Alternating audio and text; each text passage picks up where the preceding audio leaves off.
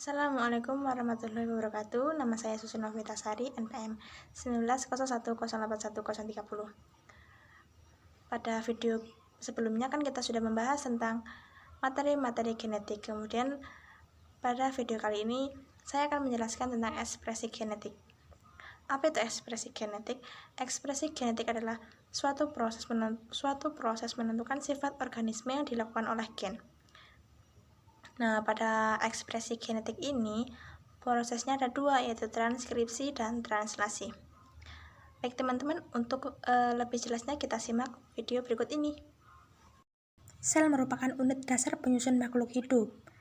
Di dalam sel terdapat nukleus. Nukleus mengandung genom. Pada manusia, genom dibagi menjadi 23 kromosom. Kromosom mengandung untaian panjang yang disebut gen.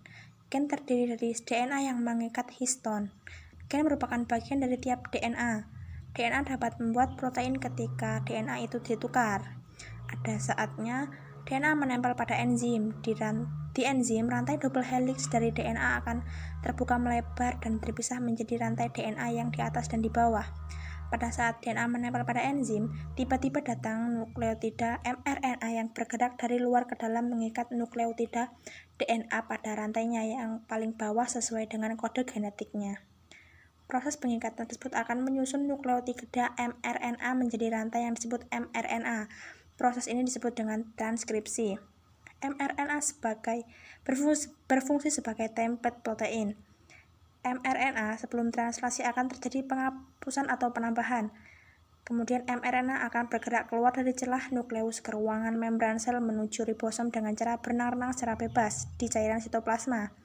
Kemudian datang ribosom unit besar dan kecil mendekat dan mengikat mRNA. Ribosom akan membantu membaca pesan mRNA dengan menyediakan rantai perikatan dengan amino yang disebut tRNA dari luar.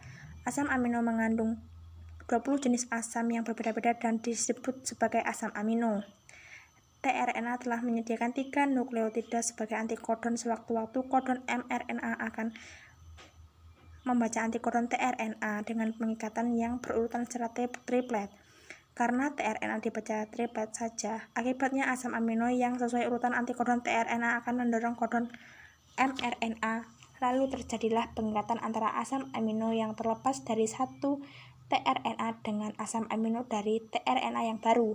tRNA yang baru mendorong mRNA sehingga tRNA ikut terdorong. Akibatnya tRNA yang melepaskan asam amino akan terjadi pengikatan antara satu asam amino dengan yang lain. Hasilnya asam amino yang tersusun membentuk rantai yang disebut dengan polipeptida sehingga keluar dari ribosom. Proses ini disebut dengan translasi. Kemudian polipeptida akan mengeras dan menjadi protein.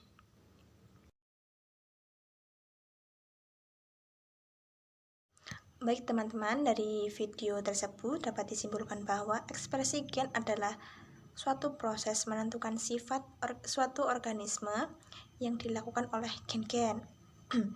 Pada ekspresi gen ini terdapat dua proses, yaitu transkripsi dan translasi.